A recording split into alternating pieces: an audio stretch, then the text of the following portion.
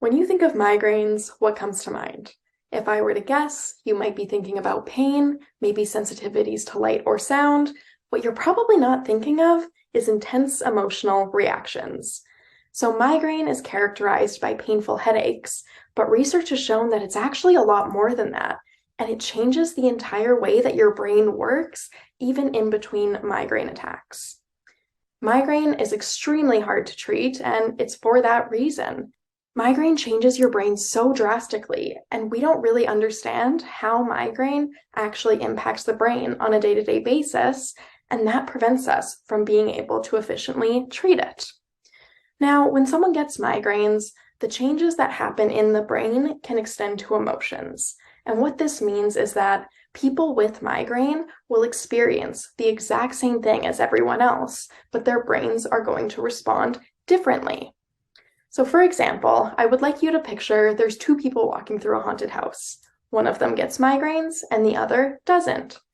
These two people are going to experience the exact same thing throughout the haunted house, but the person who gets migraines will likely feel more scared than the person who doesn't get migraines. Now, while it's been pretty well established that people with migraine feel emotions stronger, there's one big problem with all of the studies that have looked at this, and that is they use pictures of emotional faces to test it.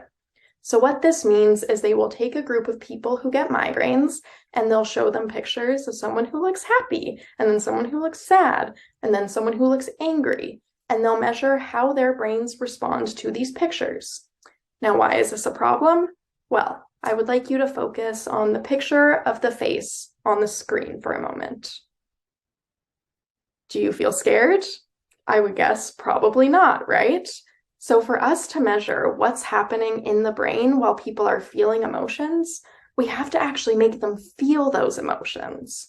And how can we do that? With movies. So movies have been shown to be very powerful at eliciting emotional responses, meaning they actually make the viewer feel a wide variety of emotions.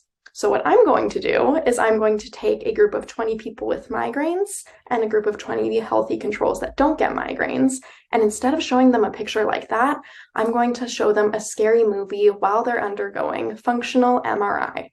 This is a neuroimaging technique that will allow us to see the differences in the brains of our migraine group and our control group and how they respond to different emotions.